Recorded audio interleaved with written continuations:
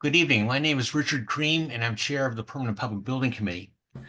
Welcome to the February 10th, 2025 meeting of the PPBC. Under Governor Baker's emergency order suspending certain provisions of the open meeting law, General Laws, Chapter 30A, Section 20, issued March 12th of 2020, and in effect until termination of the emergency, meetings of public bodies may be conducted virtually, provided that adequate access is provided to the public. On March 29th, 2023, the remote public meeting provision was extended through March 31st of 2025. As a reminder, this meeting is being recorded via Zoom and will be uploaded to the town's YouTube channel for publication, later viewing, and administrative purposes. The following members will be participating remotely, or anticipated to: Stuart Chandler, Lynn Denninger, Bob Dermody, George Kent, Erwin Silverstein, and I as chair. All votes will be conducted by roll call and recorded as such in the minutes. Brings us to the first item on the agenda, which is the approval of the minutes of the January 6th, 2025 meeting. Chair has the minutes having been distributed to the committee, and the chair having heard no comments with respect to any changes or proposed changes or edits to the minutes. I'll ask one more time if anyone has any comments with respect to the minutes. If not, and it appears there are none, we will deem the minutes to be approved and accepted and presented, will be filed in the by the committee in the appropriate place. Thank you very much. The next item for business is hard to believe, but the Public Safety Complex and Fire Station 2 project. This is to a very happy occasion, that is to rescind remaining funds. And Tom, thank you very much for joining us this evening. Appreciate you taking a few minutes so we can get this finalized and finally the last bit of business for that project. Thank you, Richard. Thanks for having me. My pleasure. Thank you. So with that, Hank, I'll recognize you. Yes, everyone I think by now has seen the sign that's gone up. Welcome sign to Needham, adjacent to Fire Station number 2. That was the last piece of the project. The remaining funds are approximately $1,324,000. And those aren't monies sitting in the bank. Those are monies that weren't borrowed associated with the project. And so tonight, the town manager has asked that we release those funds. And so, Richard, the motions should not say rescind, but release the funds. Yes. Because town meeting is the body that rescinds the money. And so by releasing the funds, that would enable the town manager to put it onto the upcoming annual town meeting warrant. Excellent. And just to reconfirm the amount, Hank, it's $1,324,000. Is that correct? That's what I have. Yeah, I think we'll say approximately. Yes. Because there may be some final closeout charges or borrowing cost in particular. Yeah, unused funds for borrowing. Yeah. And those amounts come out as the final audit goes from the finance department. Okay, very good. Question? Yes, go ahead, George. How are we going to, when we send this information to, who do we send it to? The treasurer? I mean, So what we've typically done in the past is write a memo I would write a memo to the town manager, copy Richard and Dave Davison, and I can copy the full committee, indicating the release of the funds, and then town manager takes it from there. Okay.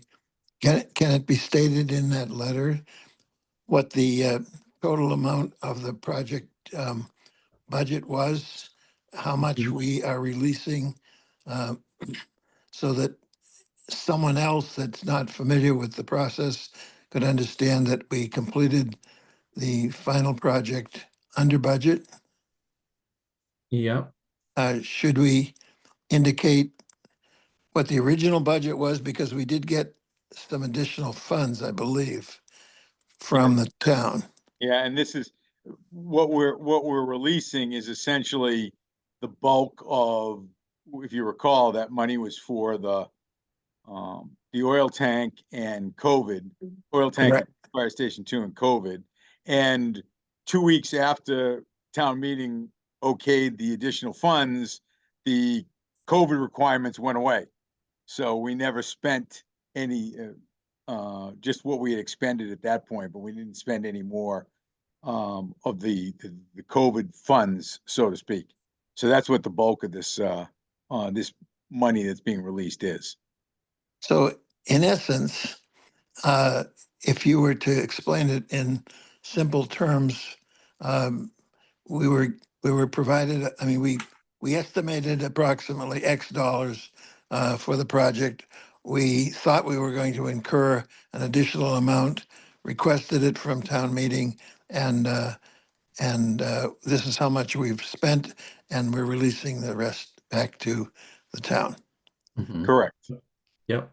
So Wow. it sounds like we came pretty close to our original budget, and under our approved budget. I think it's important that if anyone outside of the committee, any town meeting member, et cetera, they should understand that that's what happened on a project that was the largest project that we ever funded in the town. Yep. Okay, I'll, It's kind of tooting our horn a little bit, but on the other hand, in today's society, I think it's important to be transparent and let people know that we're still doing projects on time and under or equal to our budget. mhm. Good comment, George. Thank you. Any other comments, questions before we make the motion? Okay, hearing none.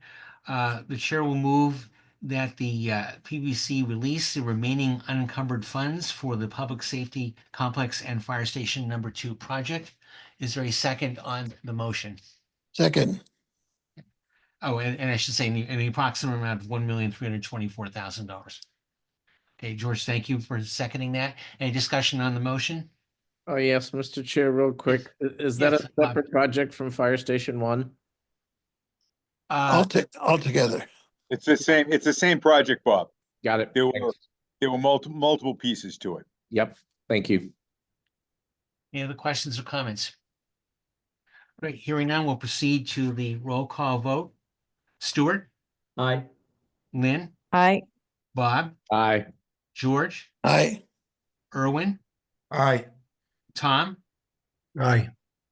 and the chair votes aye.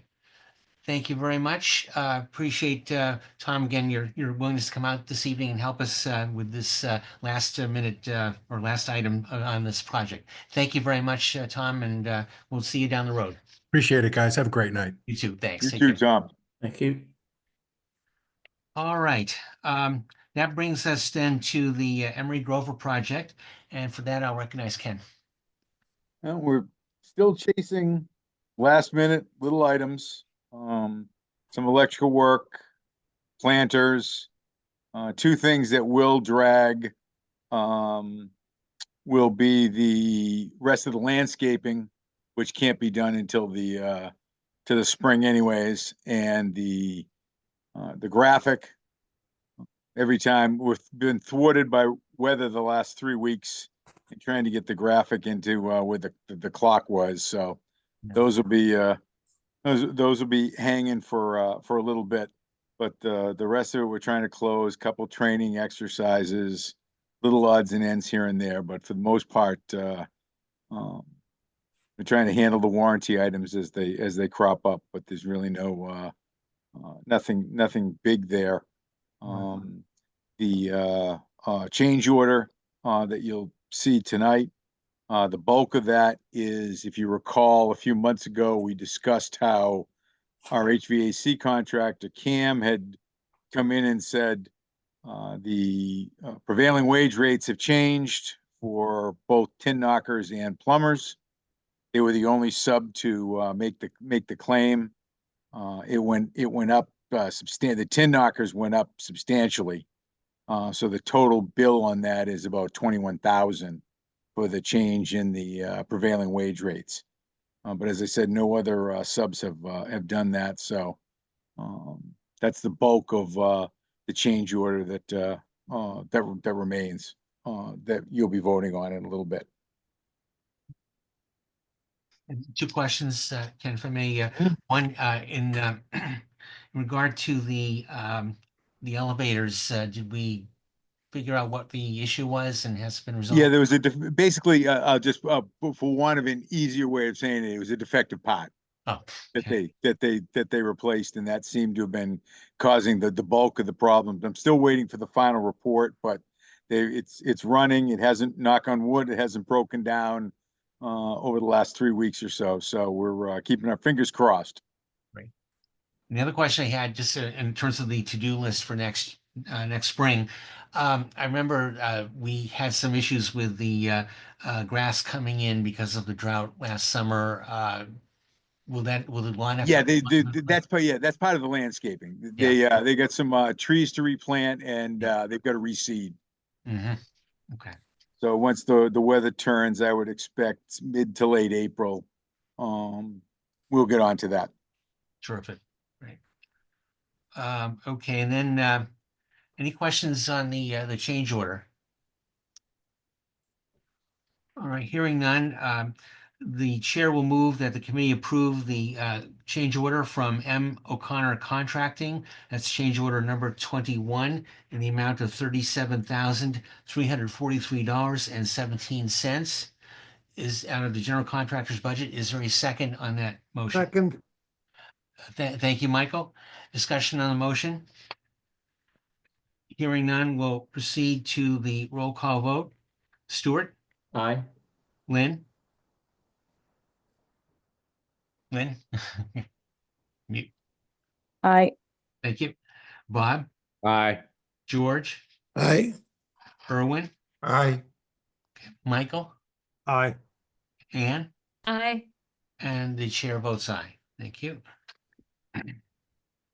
All right, I guess then we'll proceed, Ken, to the two invoices. Any comments on either invoice? Nope, nope. One's just a small one from M. O'Connor, and then I can't even remember what the second one is now. BH plus A, yeah. Let's say thank you. Yeah, okay. All right, very good. Any questions or comments before we proceed to the motion? All right, hearing none, we'll first take the M. O'Connor Contracting invoice. The chair moves that the committee approve the requisition for payment from M. O'Connor Contracting. That's requisition 25 through January 2025 services in the amount of $24,227.89. That's out of the general contractor's budget. Is there a second on that motion? Second. Thank you, Michael. Discussion on the motion? Hearing none, we'll proceed to the roll call vote. Stuart? Aye. Lynn? Aye. Bob? Aye. George? Aye. Irwin? Aye. Michael? Aye. Ann? Aye. And the chair votes aye. Thank you. And finally, we have an invoice from BH plus A, BH plus A Architects, the amount of $33,010 even. So the chair will move that the committee approve the invoice for payment from BH plus A. That's for December 2024 Emery Grover Services out of the architecture budget in the amount of $3,010.00. Is there a second on that motion? Second. Thank you, Michael. Discussion on the motion? Hearing none, we'll proceed to the roll call vote. Stuart? Aye. Lynn? Aye. Bob? Aye. George? Aye. Irwin? Aye. Michael? Aye. Ann? Aye. And the chair votes aye. Thank you. Anything else, Ken, for Emery Grover before we move on? Nope, nothing on Okay, my end. very good. And Ken, we are also proceeding with the IT improvements for the third floor. Yes, we just got that quote the other day. I don't know whether Catherine got the PO issued yet or not, but we're expecting 200,000, which we had in our budget anyways. It came in at 209, but we still got about 140,000 left in the contingency there. So a couple items that we might try and chase down. We're looking at I authorized the hold open devices for the north stairway, which will make Barry happy. So there's still some money there to cover any of the odds and ends that percolate up. Excellent. Well, again, kudos for managing the budget so well and getting us to this point. Very good. We'll move on then to the next agenda item, which is the RTU replacement at Elliott and Broadmeadow. And for that, I'll recognize Ken. The big bugaboo, if you recall from the last month or so, was the RTU2 at Elliott with the it just wasn't cycling right. And we had a meeting over there last week and finally found the culprit, which was the sequencing of the dampers, both the exhaust and the intake dampers. So they got it working. They're in the process of reprogramming for the three states, if you will, of the unit. And by the end of hopefully by the end of this week, that programming will be done, and we'll have that squared away. A couple of training issues left there, but other than that, we're good to go with Elliott, trying to clear some of the last commissioning issues, and that should clean us up there. At Broadmeadow, we are awaiting the revised drawings for the roof and the additional ductwork that will be required. If you remember, we talked about replacing the roof in all the areas where there are the rooftop units. If you remember, the initial roofing bid we had came in way above the estimate, and we're hoping by enlarging the scope, we might be able to get all that work done for not much more money than the enlarged budget number, if you will, was. So we're waiting to get that information so we can get that out to the, I believe it was 5 or 6 filed sub-bidders that were pre-qualified, and try and get the pricing on that. There will also be obviously some additional monies for the mechanical contractor for moving the ducts, because we'll be increasing the thickness of the roof in order to make sure we keep up with the current energy code, and so we can hopefully get that squared away by the end of this month. Chasing GGD right now to get all that paperwork so we can get the bidding information out. And They're gonna- do you actually think you can get that price? No, it'll be more than that, George. More than less per square foot. more than the 275 that was bid for the small repair work that the original scope called for. But on a scale, it may be well worth it, because that roof's going to have to get replaced at some point. So we've already authorized the new curbs, because the units will have to be raised up to accommodate the roof work when it is done, whether it's done now or in the future. So it's silly not to do the roof curbs now while we have the units off, only to have to take the units off at some point in the future to put new curbs on, take the roof off.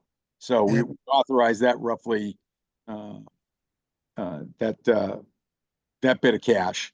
But we'll see what the roofing work comes in at. But we have a healthy contingency on this, because we use very little contingency. I don't even think we use $40,000 on Elliott. So I think we have well over $1 million in the contingency for this project. So this is one of those areas that when you look at it now, it makes sense to do as much of the roofing area as you can that would be potentially disturbed or in the future disturbed associated with these units. Is there a way of getting an estimate for what it would mean to do that? In other words, That's what we're doing. We've had the, but you're the roofing actually, consultant. okay, you're adding roofing to be done that you wouldn't normally do with this project. Correct, correct. Yes, Okay. yes and no. We didn't know how bad the roof was until the infrared scan was completed.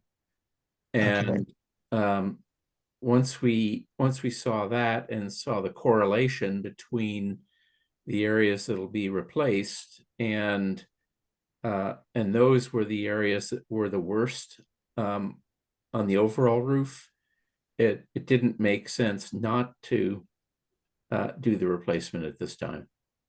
Each of the units or groups of units are in a contained space, if you will. They're on their own roof areas, not like they're on the open roof. So we're not talking about the whole building of the roof. They're all in an enclosure, if you will, on the Yeah. roof. And as Hank said, after the infrared survey, approximately 2 of the 3 areas, it was about 50% of that roof area was substantially worn, wet, leaking, what have you. So it just made sense to rip out the whole thing while you're there and replace it For those 3 areas. For those 3 areas, yes. for those 3 areas. Correct. Okay. So there aren't any other areas that it would make sense to add into that scope, even though you might not have the budget available for it? As you recall, George, on that roof, there are 3 major wings, Yeah, and those to do a complete removal and repair and replacement of all of that roofing. I'm not sure we could even complete it this summer, yeah, unless it was the only project going on this summer.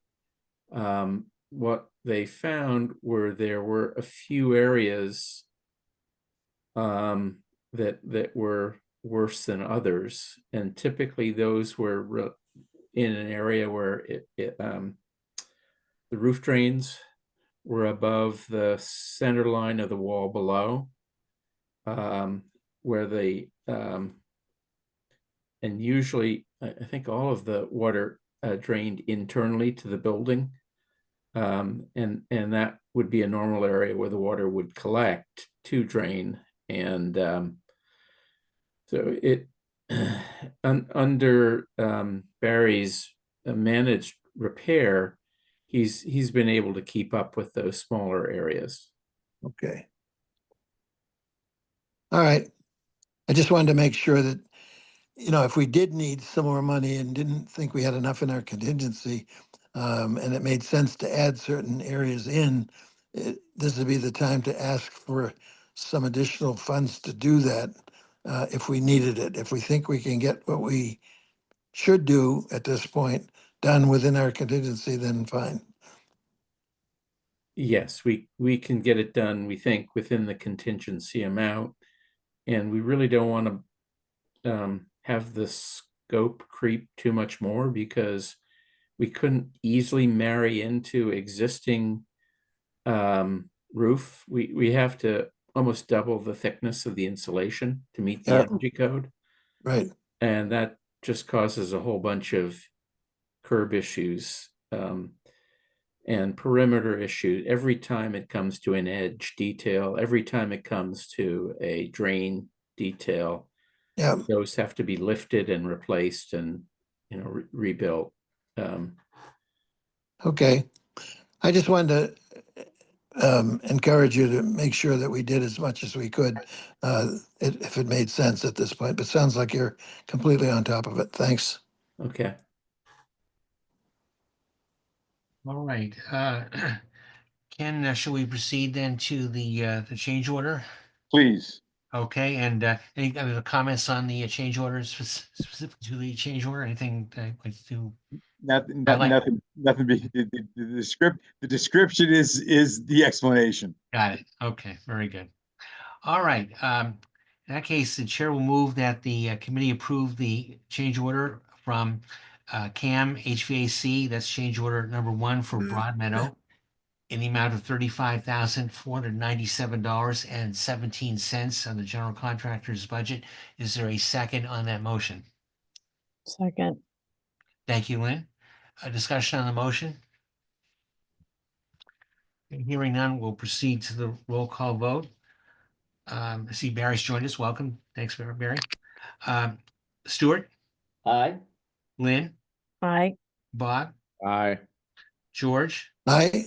Irwin, Aye. Barry, Aye. Ann. Aye. Thank you. And the chair votes aye. Thank you. All right, then we will proceed then to the invoices, both from their pair of invoices from GGD Consulting Engineers. The chair will vote these as an aggregate. The chair moves that the committee approve the invoices for payment from GGD Consulting Engineers.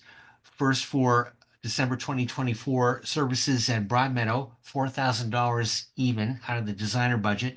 And the second being for December 2024 services at Elliott, $7,050 even, also out of the designer budget, for an aggregate of $11,050 even. So again, the motion will be that the committee approve the invoices totaling $11,050 from GGD Consulting Engineers. Is there a second on that motion? Second. Thank you, George. Discussion on the motion? Hearing none, we'll proceed to the roll call vote. Stuart, Aye. Lynn, Aye. Bob, Aye. George, Aye. Irwin, Aye. Barry, Aye. Ann, Aye. and the chair votes aye. Thank you. Okay. And finally, under the RTU replacement project, we have an invoice from vendor NV5. That's for commissioning services through January 11th of 2025 in the amount of $2,319.66 out of the miscellaneous budget. The chair moves that the committee approve the invoice for payment from NV5 for January 11th, 2025 commissioning services, or through that date, January 11th, 2025, in the amount of $2,319.66. Is there a second on that motion? Second. Okay, I guess I'll Lynn. Thank you very much. Discussion on the motion? Hearing none, we'll proceed to the roll call vote. Stuart, Aye. Lynn, Aye. Bob, Aye. George, Aye. Irwin, Aye. Barry, Aye. Ann, Aye. and the chair votes aye. Thank you. And that's everything I have for RT replacement. Any final comments before we move on? No, we're good. Okay, very good. Thank you. All right. The next item for business on our agenda is the Pollard School renovation project. And for that, I'll recognize Hank. Yes, we had, I think, a good discussion today with the MSBA OPM review panel. They don't vote on our authorization to act as the employee OPM, but we do need to go through that panel in order to get appointed as such. Anne joined us for that discussion. Thank you, Anne. And also joining us were two members from the Lyro Hill team, David Billings and Inga. I can never pronounce her last name. Herm dash something. Yes. And we're anticipating that we'll receive a letter of approval from them, which will spell out what our next steps are, but part of that will be a formal signature by town manager approving the contract to act as OPM, and instructions on the next step, which would be the RFS, or request for services for designers. And Ken has already drafted up a first draft of the RFS and sent that off to the Lyro Hill folks for their review so that we are ready as soon as we are formally approved as the OPM team. We would submit that draft back to the MSBA. And I guess one caution they gave us today was they have 24 projects in the pipeline, and so they're pretty busy. Right now, we're anticipating that we would be before the designer selection panel during their 2 meetings in May, and the first one I think is May 3rd, and the second one May 20th. 6th and 20th, I think it is. 6th and 20th. Yeah. And at those meetings, there are 3 members from the district that sit on the committee, and there are 13 members from the MSBA that sit on the committee. And the first meeting is to review and shortlist 3 firms. And the second meeting would be to interview those 3 firms. And they would be given a opportunity to make a presentation, and then there'd be discussion afterward. So the committee will need to decide, I should say, the school building committee, which our 2 visiting members are present. Thank you. Welcome. That the town will have to decide who they send, the 3 members that they send. I think when we went through this process with the Sunita Williams Elementary School, I believe it was Dan Gudikantz, the superintendent, and 2 members from the school committee. But that's really up to the town to decide, and we have a couple months before we need to decide that. The other thing that I had a brief discussion with Dan about was alerting faculty, so Tamitha, both at the school and at the administration, that we should begin thinking about the DESE and the programming for the building and the DESE submittal. And that DESE submittal is usually at least 1 back and forth round that's necessary. And what we can do as soon as we get through our formal appointment, we can begin to download respective documents so that you can see the kind of information they're asking about the special education programs typically, and then also the core learning programs. And the other issue with our timeline is that first programmatic stage, the preliminary program development, PDP,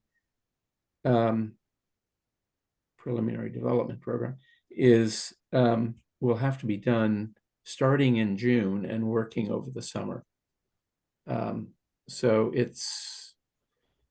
it will require some additional input, meetings, and Lisa, there'll probably be some school committee meetings that we'll need to also begin to schedule. And Tamitha, what we've typically done is to create working groups. At Sunita Williams, it was the grade level leaders and the special teachers, STEM, and others, but there might be a series of working groups that we have to go through in order to develop that program. Once the architect and design team are on board, they also will be coming through the building and doing an assessment of the existing facility, which will be an update of the one that was done with the master plan.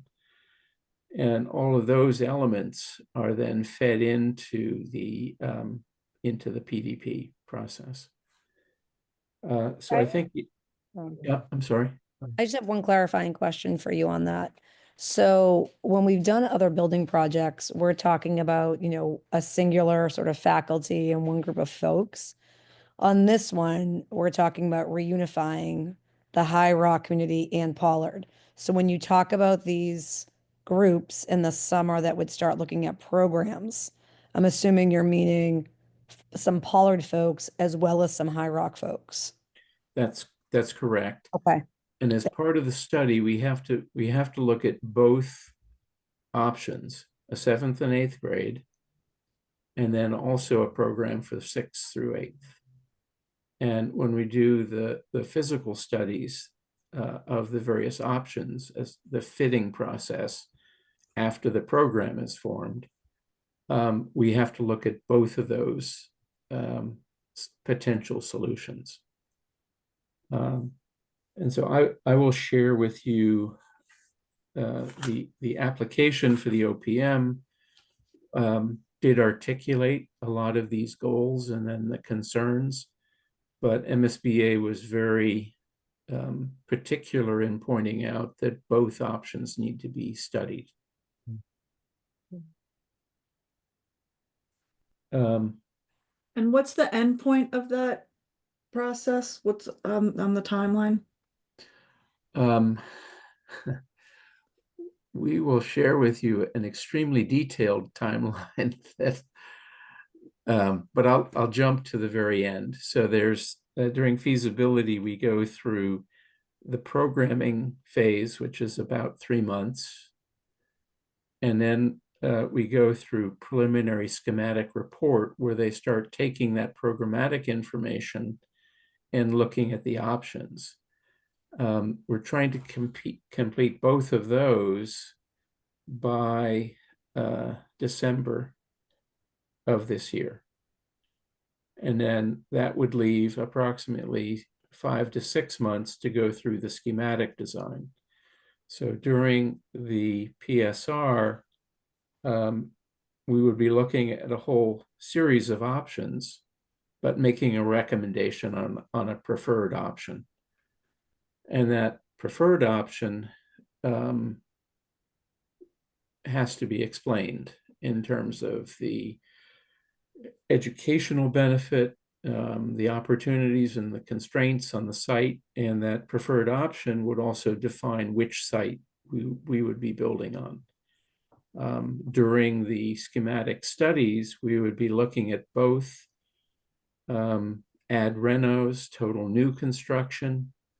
We would have to look at total new construction at an alternate site, and the only one that's currently identified is the DeFazio parking lot.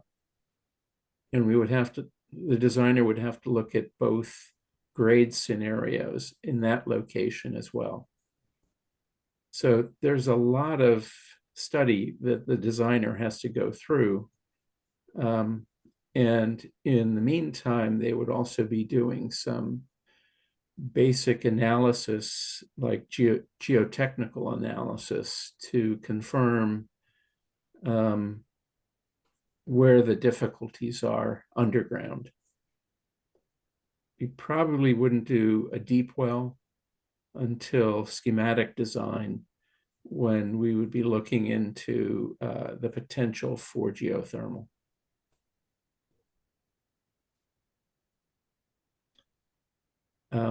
But it's a tight schedule.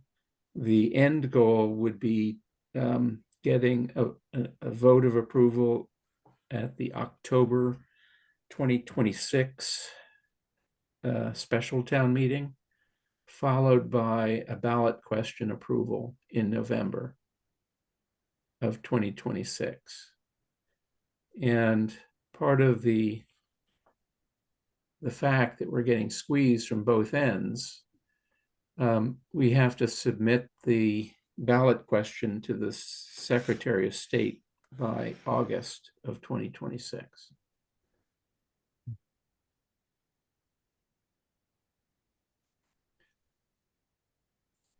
Any other questions or comments for Hank? Yeah, I do. Yes, go ahead. Sir. It's probably a more loaded 2 questions, but let me preface that I'm not sure if this is the appropriate time or we do it. I don't suggest we delve too far into it, but I've had a lot of thought about it over the last few days, and that is point number one with the Mhm. government, what's happening in Washington, the trickle down effect that could affect us or it may not affect us. So I don't know how MSBA, when we get towards the summer and we start to really get into support, will they actually have a budget or will they be forced from the trickle down to cut back? That's one part of the question. I don't want to hypothesize. I just think we need to put that on our radar and figure out where we can have that discussion. Second part is, again, today now we got tariffs on metal and import. I hope we use, local stuff so we don't have that price, but that tariff's going to bleed all across all metal, whether it's made here or not. And so I don't know. I'm just thinking back to when we did the high school years ago and we had the big lumber increase, how we're going to manage that fiscal risk factor such that we get change controls embedded. Granted, when we start really diving in and getting the documents done by hopefully the fall, I don't have the schedule in front of me, Hank, so I apologize, but somewhere when we get our documents done, I suspect we'll understand enough to be able to put the right price in, but I suspect something's going to get ugly. Maybe everything's a big blowhard right now, and 3 months from now, everything will be kind of okay, but it just raises the question, how are we going to manage the risk, and are we prepared for sudden price increases, even post doing our estimates like we've done? I go back to the high school where I think that was the most evident of shocking change when that lumber went up on that $64 million piece, and we actually 53 if I'm not mistaken, and then we had to bump to 64. Again, it's a couple loaded questions. I'm not suggesting as a committee that we kind of solve it now, but I wanted to put it on the radar. And I think, Hank, talking about the OPM and what we're doing and getting it's such a tight timeline, and we're going to work so hard. All we need is a curveball from the sideline, and it just puts us in a tizzy. So I don't know where the right time is, but I want to put that out there. Yeah. Thanks. Lynn, did you want to add to that or I- Hank? One first. Okay. I was just gonna note that we're tracking pretty closely with our internal estimators as well as our consulting estimators, and right now we are not taking it into account. And the concept is to wait 3 months and see if it sticks. And then if it does, we're gonna start adding that escalation into all of our estimates at that time. That's what we're hearing internally and externally, but if that changes, we can certainly chat about it, but that's the way they're taking it right now, because if it sticks after 3 months, then it's with us and we have to deal with it. If it doesn't, we move on. Thank you. Michael? Yeah, Hank, just going back, I recall there was a specific form for the ballot question and there's some flexibility in what we put in. Can you just remind me? It's been a couple of years since we did this. Yeah, well, first of all, on the ballot question, we cannot put in a dollar amount. Right. Which is a good thing in some ways.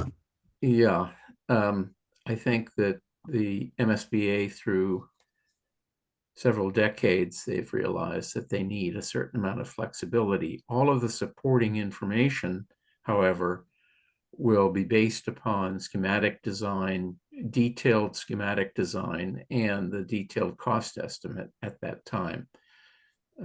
So that would be, we'd be working on that a year from this April, May timeframe.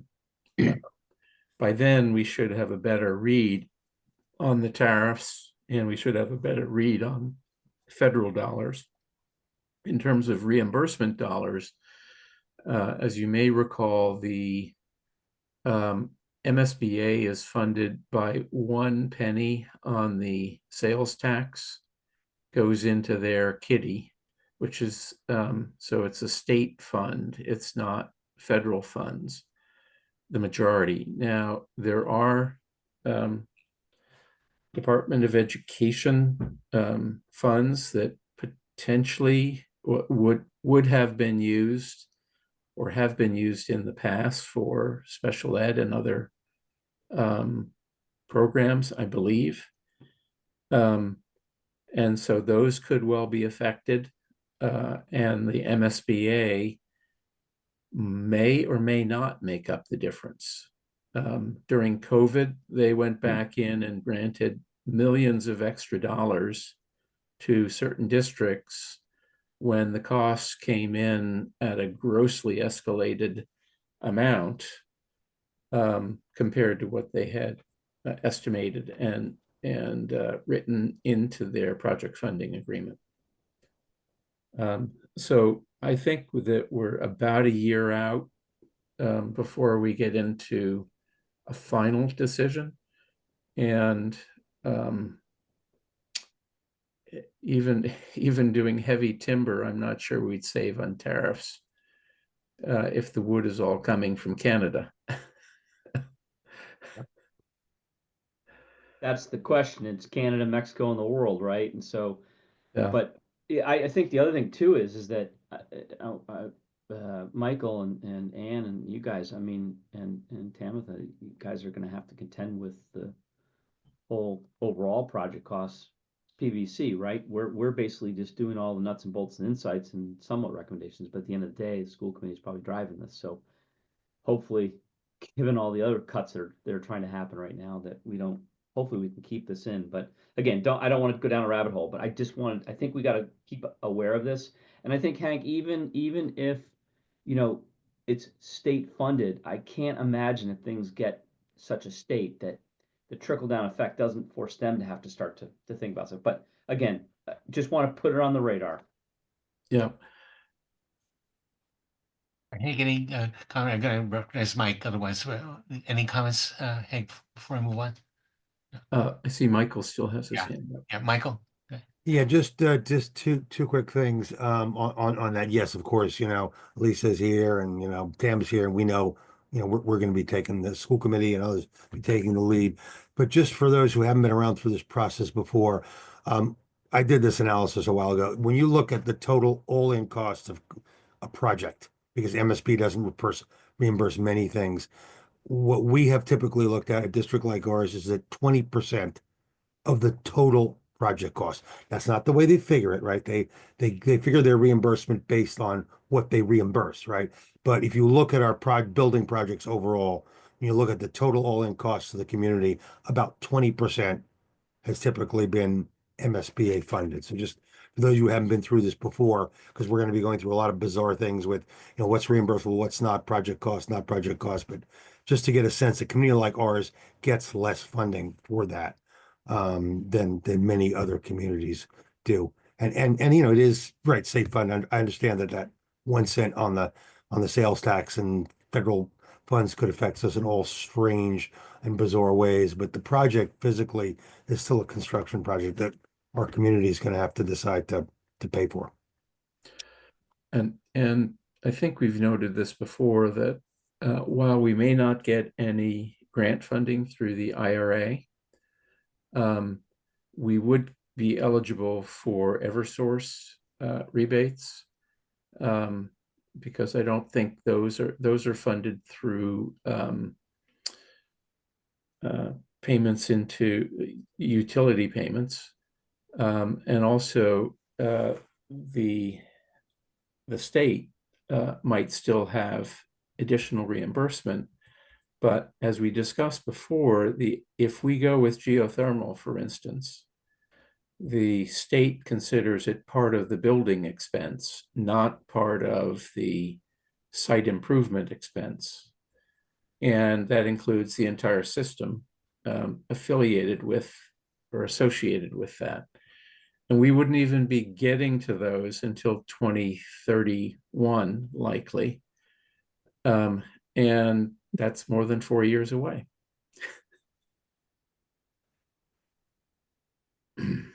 So landscapes can change. But those are very wise comments. Thank you.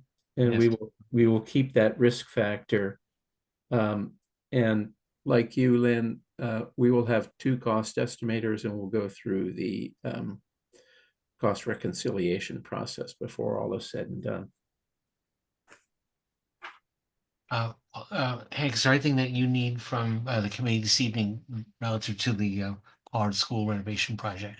No votes are needed. Okay. We'll have to talk about representation in the future at that designer selection panel. Very good. All right. Any last comments, questions before we move on to our next agenda item? Hearing none, thank you very much to our guests as always for joining us, and we'll move on to our next agenda item. Thank you. Thank you. And Anne, if you can just hang around, I see that. Okay. Because and Leanne has joined us. Good. Welcome, Leanne. Our next agenda item is, in fact, the Theater Sound and Light Improvements Project. And with that, I'll recognize Hank. I'll give a brief schedule update, but Anne, maybe you can and Leanne can update us on who's going to take responsibility for this after we get it all constructed. A brief update on the SAC 2 work, which is the safety and compliance work. As you may recall, Walker Specialties got approved or won the bid. They were the only bidder. They won the bid for that work. They have completed, if not all, the majority of the Pollard project. We're likely looking at the April break to do the high school work. And then the Newman work would be done this coming summer. Hugh Shot has produced, I'd say, 80% documents, nearly 100% documents for the Newman sound and lighting upgrades. And we anticipate being able to go out to bid on those probably by March, with the anticipation of having the bids in hand prior to Maytown meeting.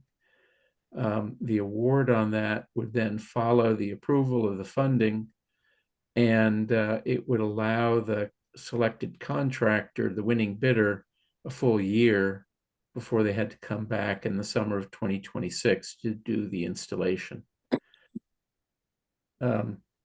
So it's giving them sufficient time to purchase that equipment and get it ready for the installation. Installation would start immediately after school ends in the summer of 2026, but likely have to extend into the fall, into September, in order to complete all the work that would be necessary. And we've had discussions with the Newman principals, and theater groups to coordinate that schedule. And Anne, you want to chime in about ongoing responsibility? Sure. We have a long-term plan and sort of a short-term plan. The long-term plan is to hire a manager for this auditorium, as well as the high school auditorium, the Pollard Auditorium, and Powers Hall, a town auditorium that will be managed by this person, scheduled by this person, and that person will also coordinate the specialized technology support that this equipment will need. We do plan to have outside contractors on call for who can assist groups who use this equipment. We do think that it will be potentially used by Needham Community Theater and potentially some other groups, as well as school groups. Mark Messias, the town IT department, is going to be responsible for all of the technology sort of connections to our network and other things. So it's going to be kind of a group effort to manage this equipment.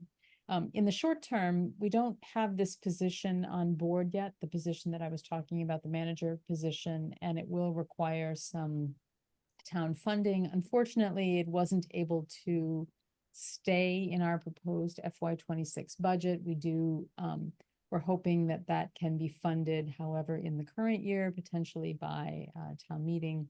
But it would definitely be on board for the summer of 26, which would be the beginning of fiscal 27, because it would be the superintendent's intent that that be part of the budget. In the interim, the space will continue to be scheduled by the principal. The Newman space will be scheduled by the principal. It will be supported by Mark, by an outside contractor, and it will also be supported by Leanne's team. And it's just in time. In fact, one of the major switches for the lighting broke. And Leanne, yes, we're trying to get that in as soon as possible. But I will check again tomorrow where the purchase order is.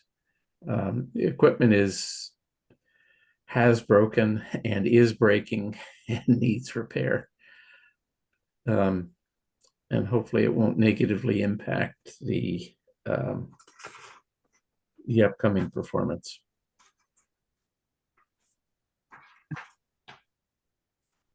But I wish we could move it faster, but that's our schedule.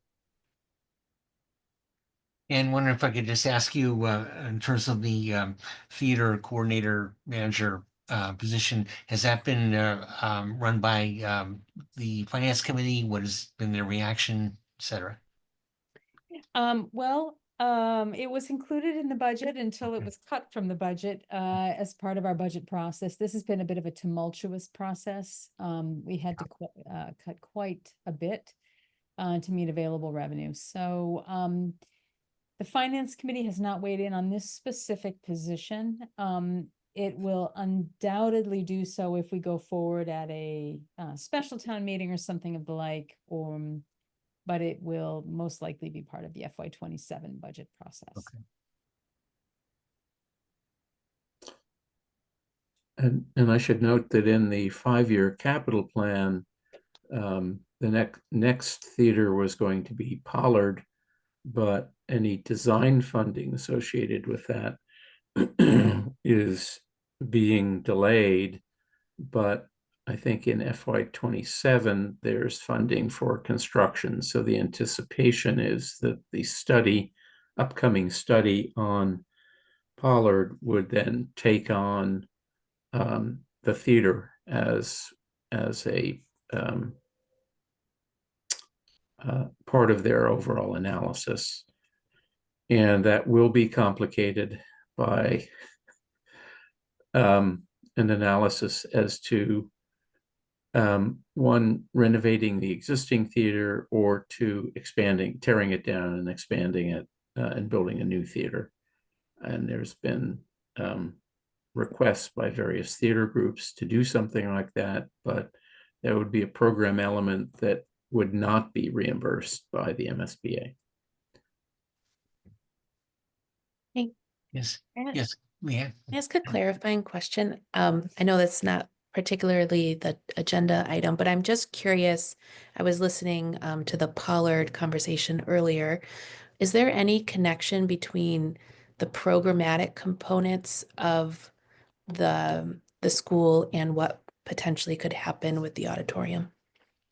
Yes. So they'll be looking at the existing program and the classes that are held in there as part of the educational program for the middle school. But MSBA had, and I think I've mentioned this before, their typical middle school has either a gymatorium or a cafetorium. So they don't allow full auditoriums or theaters until you get to the high school grades.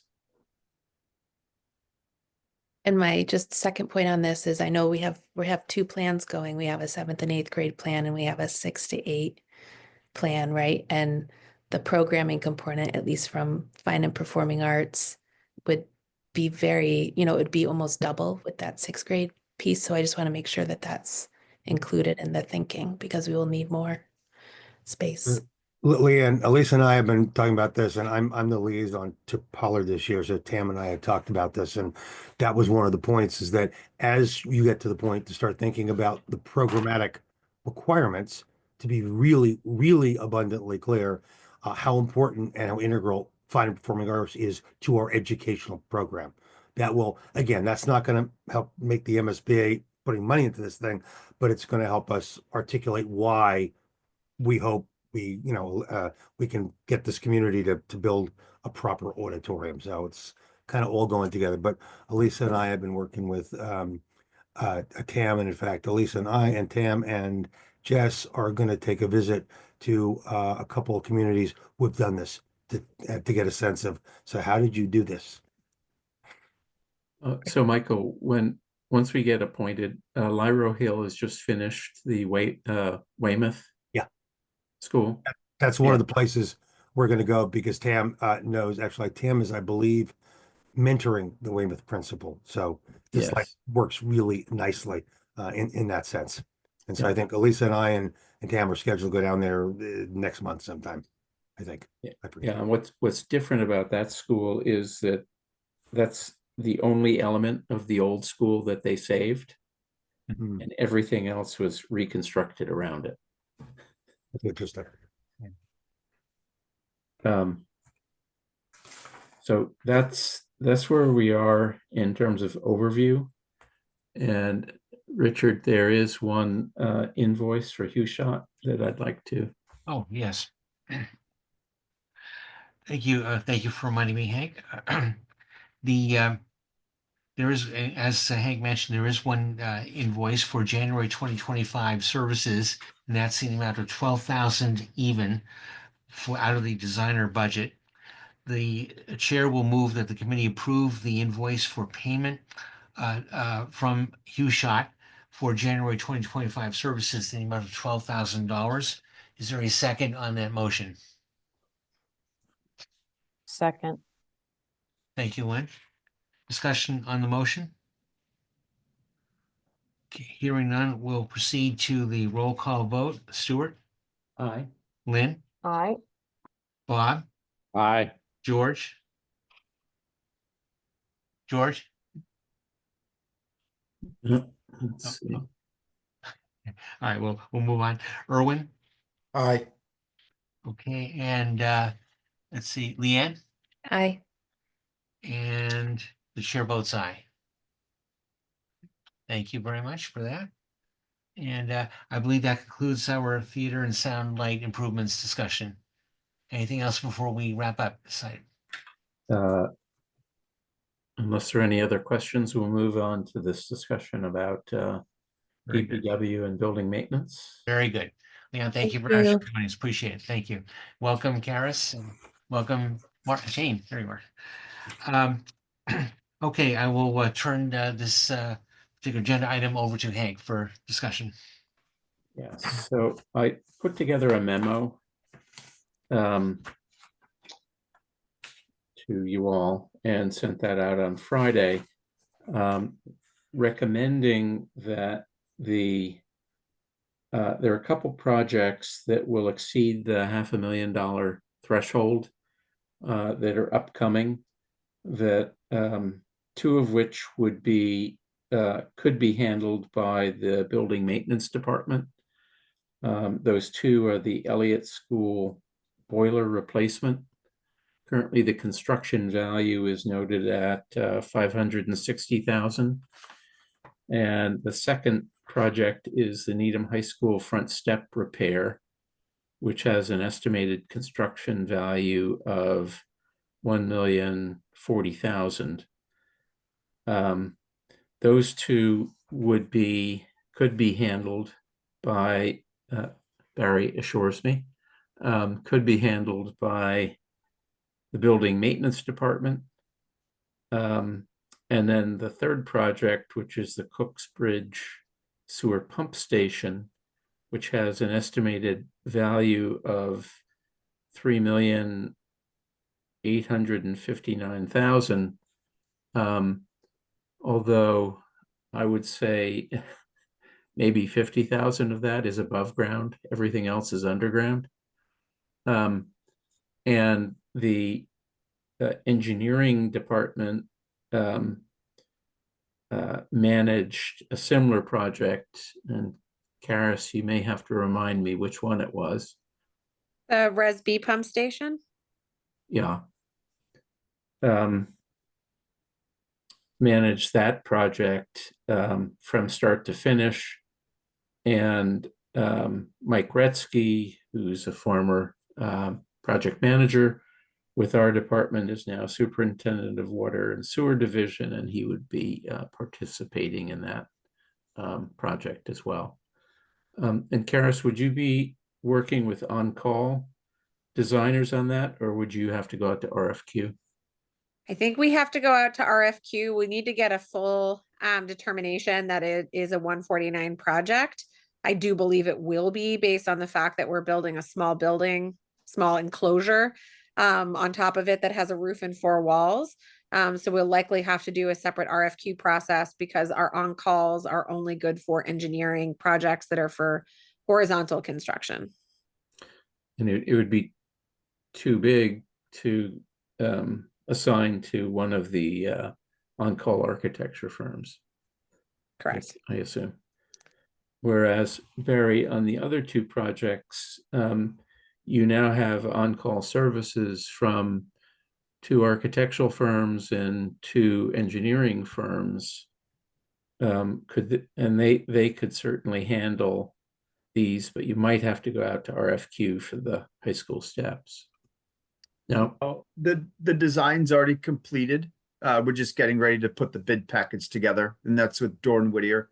And we've continued our new contract with Dorn Whittier for our house doctor designer. Okay.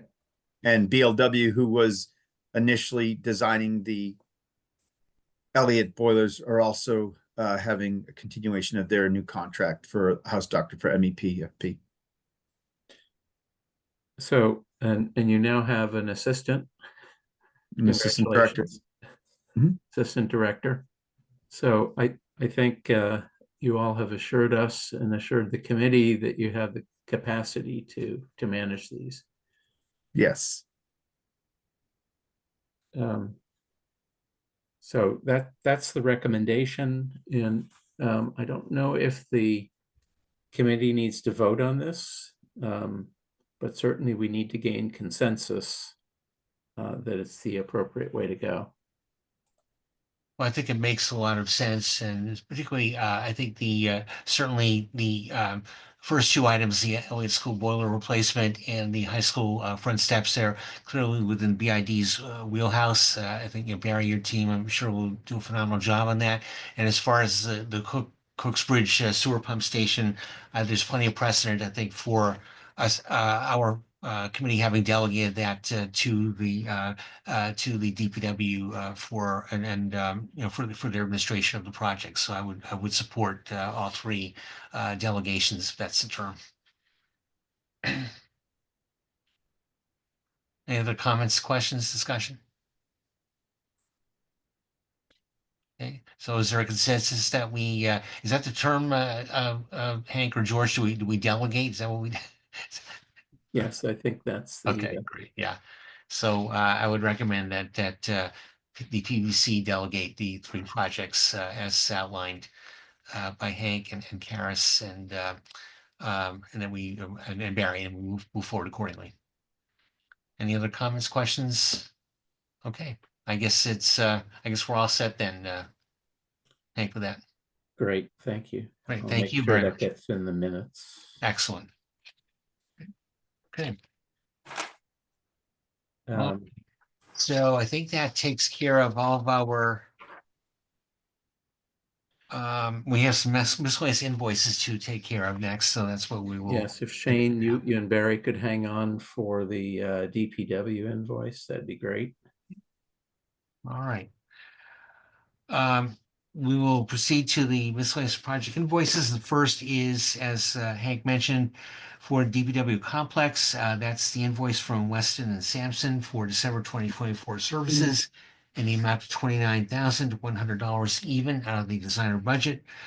The chair will move accordingly that the committee approve the invoice for payment from Weston and Sampson for December 2024 services in the amount of $29,100 even out of the designer budget. Is there a second? Second. Thank you, Erwin. Discussion on the motion? Okay, hearing none, we'll proceed to the roll call vote. Stuart, Aye. Lynn, Aye. Bob, Aye. George? George, can you hear us? Okay, well, hold off on George. Erwin, Aye. Shane, Aye. and the chair votes aye. And George, are you able to vote? Okay, well, sorry, I think we're all set there. Okay. Thank you very much for that. That motion is approved. And we'll then move on to the next invoice, which is for the library renovation young adult area. And Shane, thank you very much for joining us. You're welcome to stay or not, whatever you prefer. So the chair will move that the committee approve the invoice for payment from Util Incorporated for December 2024 services in the amount of $21,865 even out of the architectural budget. Is there a second on that motion? Second. Thank you, Lynn. Discussion on the motion? Okay, hearing none, we'll proceed to the roll call vote. Stuart, Aye. Lynn, Aye. Bob, Aye. George, Seems Erwin? good. Aye. and the chair votes aye. Yeah, I'm not sure. I've promoted George, but Okay. um, Well, I think we're okay. 1, 2, 3. yeah, Yeah. we have a quorum as Yeah. Okay. Very good. So those are all the invoices I have. And if there are no other items under the discussion topic of project invoices, we'll move on to PVC other business. The only item I have on that agenda item is the potential future scheduling of future meetings if and when the legislature elects not to proceed with an extension of the emergency order we talked about at the beginning of this meeting. Erwin, I see you have your hand up. I'll wait till you finish. Okay, thank you. So I think we should, the committee should start thinking about where it might situate future meetings starting in April in the event that the legislature does not deem it appropriate or necessary to extend the emergency order. The emergency order does expire, as noted at the outset of this meeting, on March 31st, 2025. As a reminder, 2 years ago, when this last came up for a vote by the legislature, it was done within days of the expiration date of March 31st, 2023. So it's possible that certainly there will be action at some point in the next 45 days, but we'll have to see about that. Erwin, discussion, question, comment? Yeah, just point of information for the committee. At the committee meeting I attended for the financial oversight of the Needham Housing Authority projects. Apparently the schematic design is 100% complete for Linden Street, and I'm going to be sent a link. So if anyone would like to see that, let me know and I can pass on the link to you. Thank you, Erwin. Okay. Yeah, so I just wanted to just get back to the meetings calendar going forward. So in the event that we do are required to meet in person beginning in April, and I think that certainly would be appropriate if that's the determination of the legislature. We do need to come up with some venues, and I've mentioned to Hank offline that I find the library space a little cavernous, a little bit large in terms of capacity for our needs, and it's not always as comfortable as I'd like it to be. At least that community room, especially in the heat of the warm weather months. I know that. I think the thinking is, and hey, correct me if I'm wrong, is that certainly the public building on the DPW's complex, 500 Dedham Avenue, would be appropriate for our meetings going forward.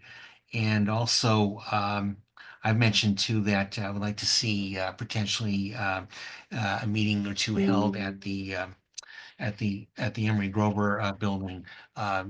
Dan did kindly suggest or entreat us to utilize that space when we felt it appropriate. So, Hank, would you like to comment on that? Yes, I know that Catherine has begun to reserve rooms and tried to reserve the Charles River room at the Public Safety Building, or at PSAP, Public Services Admin Building, for as many of those meetings as possible. She wasn't able to get Charles River room for all of those dates. And I think the fallback was the library, but we can explore moving instead to the Emery Grover building. Barry, let me ask you from a, again, I don't want to strain the town's resources, but would it be appropriate to have custodial service and keep the Emery Grover building open for an evening meeting there? Yes, we can support that. Okay, terrific. Great. Thank you. Bob, question, comment? Yes, I think I might have mentioned this before, but maybe it's appropriate at some point we find a room in the Pollard at which to meet. If we're going to be discussing it, maybe it's not a bad idea to spend a little time there. Okay. And I'm not sure, I haven't been in it a long time, but if there is a room that is appropriate, obviously. The media center would probably be the place to meet. Yeah. And we could arrange to have a tour through the building. Yeah, just an idea. Thanks. We haven't scheduled a tour of the building with the potential designers, but once we do, I can certainly let everybody know when that will occur, and committee members could certainly join us. It's usually after school, but not in the evening. Okay, thanks. So we will be keeping an eye on legislative activity with respect to the hybrid meetings authorization, and we'll see what happens there. Any other items of other business that the committee has, which were not reasonably anticipated before the agenda went out? And part of my memo, I also sent out that overall schedule of all the work. We don't need to go through that, but you have that latest copy if you're interested in following it. Yep. Very good. All right. Well, if there are no other comments or questions from the committee, we'll proceed then to the adjournment of the meeting. Is there a motion to adjourn? So moved. Thank you, Erwin. Is there a second? Sure. Second. Okay. Thank you, Bob. All right. Motion's been made and seconded. Any discussion? Hearing none, we'll proceed to the roll call vote. Stuart? Aye. Lynn? Aye. Bob? Aye. George? Erwin? Aye. And the chair votes aye. Thank you very much. That the meeting is adjourned. Thank you all very much for your time today. Thanks, Rich. Thanks, Talk to you everybody. soon. Have a good week, everybody. Bye-bye. Bye-bye now.